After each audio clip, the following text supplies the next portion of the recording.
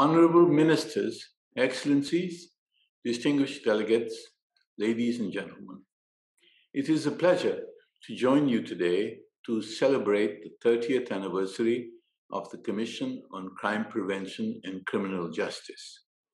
As one of the main functional commissions of the Economic and Social Council, the CCPCJ plays an important role in the United Nations system. It has strengthened the international normative framework on crime prevention and also addressed destabilizing effects of crime and thus assists member states in promoting sustainable development goals. I'm very pleased to learn that this anniversary session of the Commission is expected to endorse the outcome of the recently concluded UN Crime Congress and the Kyoto Declaration. Endorsement of this political declaration will certainly contribute to strengthening our efforts in advancing crime prevention, the rule of law, and the timely achievement of the SDGs. Excellencies, while we should celebrate this special occasion and acknowledge our collective accomplishments of the last 30 years, it is also a time to reflect on what still needs to be done. There can be no sustainable development without justice, rule of law, and prevention and control of crime, as reflected in SDG 16. An effective criminal justice response provides nations with an enabling framework for economic and social interaction, for business, for investment, in a climate of mutual trust and confidence. Such a climate of confidence and trust is indispensable for growth and balanced socio-economic development.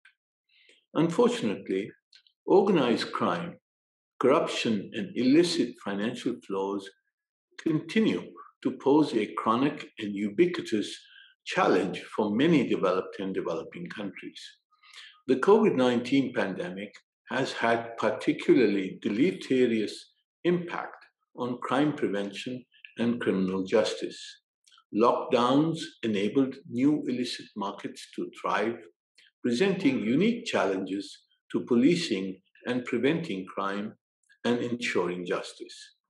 Enhanced international action is essential to combat and dismantle the networks and platforms that perpetrate these crimes and undermine progress towards the 2030 agenda. In line with my recommendations to the UN Crime Congress, I hope that the CCPCJ will prioritize certain key issues. First, an urgent halt to the outflow of massive resources from developing countries through illicit financial flows.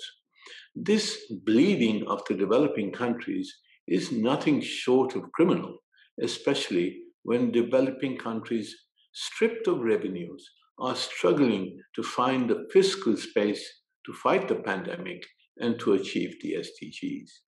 There is a need to build synergies between the work of the CCPCJ and the UN Convention Against Corruption to further strengthen international cooperation, particularly with regard to the return of stolen assets to developing countries.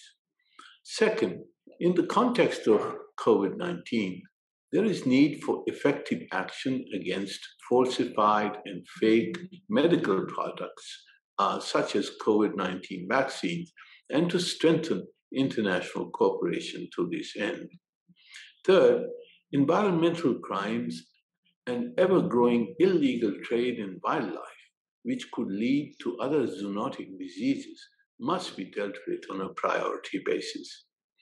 Four, the CCPCJ should promote change in labor and migration laws as an effective means for dealing with human smuggling and human trafficking. Opening up additional avenues for legal migration is central to reducing the demand for such smuggling services and to meet the migration-related needs for the SDGs.